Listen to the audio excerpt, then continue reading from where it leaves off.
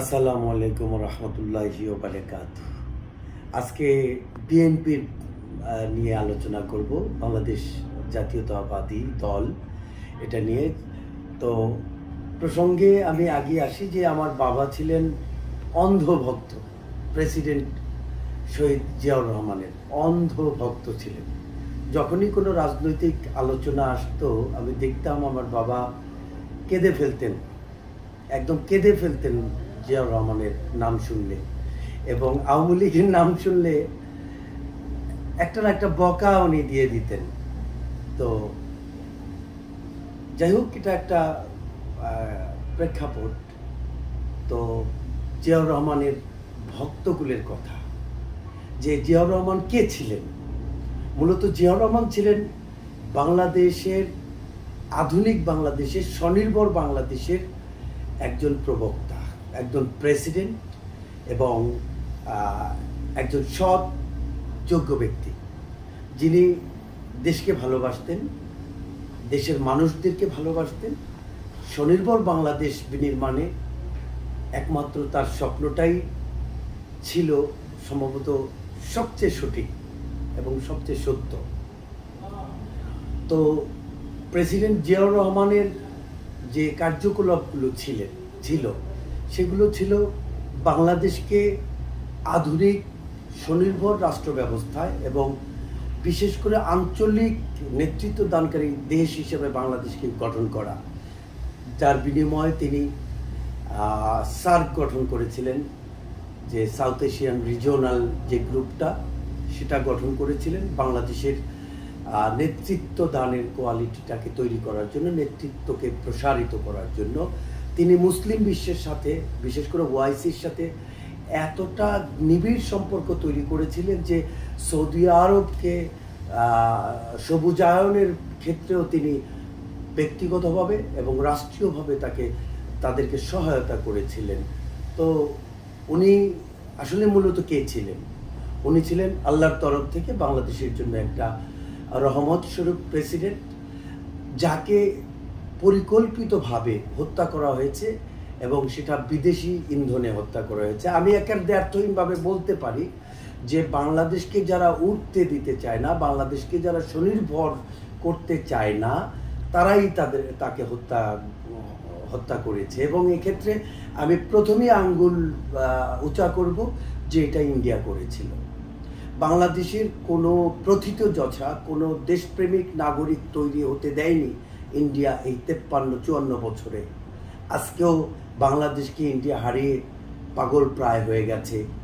তো প্রেসিডেন্ট শহীদ জিয়াউর রহমান, ওনার ভক্তকুলের অভাব নেই এদেশে। ওনার কারণেই বিএনপি আজকে বেঁচে আছে।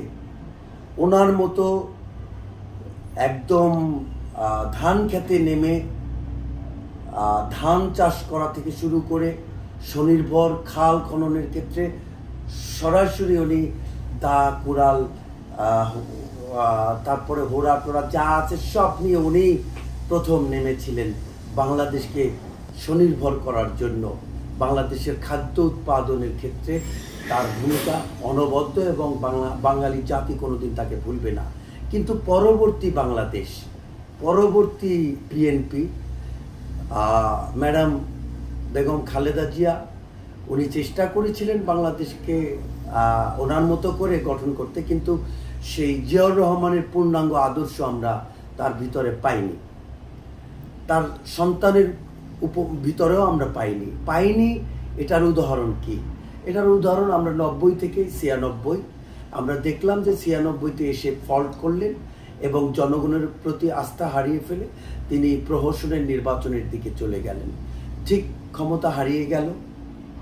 পরবর্তী আমরা দেখলাম 2001 সালে থেকে 2006 সাল একইভাবে তার প্রস্থান, একটা অরক্ষিত বাংলাদেশ রেখে তিনি ক্ষমতা ছেড়ে দিলেন।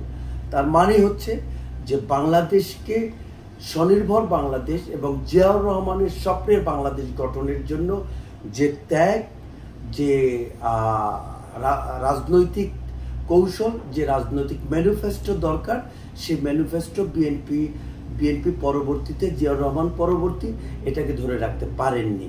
তো আমরা চাই আধুনিক বাংলাদেশ, স্বনির্ভর বাংলাদেশ বিনির্মাণে বিএনপি সেই জিয়াউর রহমানের কনসেপ্টে চলে যাক, যে আঞ্চলিক নেতৃত্ব দানের ক্ষমতা বাংলাদেশ অর্জন করুক, বিশ্বের নেতৃত্ব দানের ক্ষমতা বাংলাদেশ অর্জন করুক, এবং বাংলাদেশ স্বাধীনতা, সার্বভৌমত্ব এবং বাংলাদেশের অখণ্ডতা এগুলোকে নিজস্ব চিন্তা চেতনায় বেড়ে ওঠার যে কর্ম পরিকল্পনা সেগুলো গ্রহণ করুক।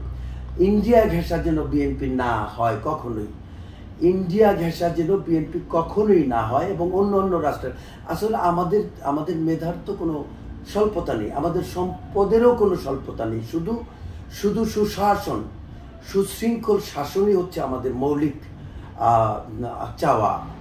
এবং এটা অর্জন করতে পারলেই বাংলাদেশ আধুনিক বাংলাদেশ বিনির্মাণ হবে এবং বিশ্বের দরবারে বাংলাদেশ তার স্বমহিমায় উদ্ভাসিত হবে, স্বমহিমায় প্রচারিত হতে থাকবে। বাংলাদেশ কোনো দিক থেকে কমতি নেই, শুধু সুশাসনের অভাব ছাড়া। আমরা সুশাসন চাই। বাংলাদেশ বিএনপি বাংলাদেশের বৃহৎ একটি রাজনৈতিক দল, যে দলটা কয়েকবার শাসন করেছে, 3-4 বার শাসন করেছে দেশটাকে। কিন্তু আমরা চাই পরবর্তী শাসনটা যদি বিএনপি গ্রহণ করতে পারে, তাহলে যেন বাংলাদেশটাকে একটি সুশীল বাংলাদেশ, সমতার বাংলাদেশ এবং আত্মনির্ভরশীল বাংলাদেশ বিনির্মাণে জিয়াউর রহমানের টোটাল কনসেপ্টটাকে পুনরুজ্জীবন দান করেন এবং একটা নতুন ম্যানিফেস্টোতে বিএনপি বাংলাদেশটাকে পুনর্নির্মাণ করুক এবং বাংলাদেশের যে বর্তমান সংস্কার কার্যক্রম চলছে সেই সংস্কার কার্যক্রমকে তারা অব্যাহতভাবে এগিয়ে নিক। আমরা চাই, আমরা কোন দল ক্ষমতায় আসবে এদেশে সেটার ব্যাপারে আমরা কখনোই সাধারণ জনগণ দুশ্চিন্তাগ্রস্ত না। আমরা শুধু দুশ্চিন্তাগ্রস্ত সুশাসনের জন্য। আমরা সুশাসন চাই, শুধু সুশাসন চাই। যে কোনো দল এদেশ শাসন করুক, আমাদের কোনো আপত্তি নেই, কিন্তু সুশাসন দিয়ে সুশাসনের মাধ্যমে এদের শাসন করুক, সেটাই হচ্ছে আমাদের সাধারণ জনগণের মৌলিক চাওয়া। আশা রাখি যারা রাজনীতি করছেন এদেশে, রাজনীতিবিদরা আমাদের জনগণের মনের ভাষা বুঝে এদেশেরা শাসন করবেন, রাজনীতি করবেন। এই উদ্যত আহ্বান রেখে আমি আমার আজকের এই সংক্ষিপ্ত বক্তব্য শেষ করছি। আসসালামু আলাইকুম রহমতুল্লাহি ওয়া বারাকাতুহু।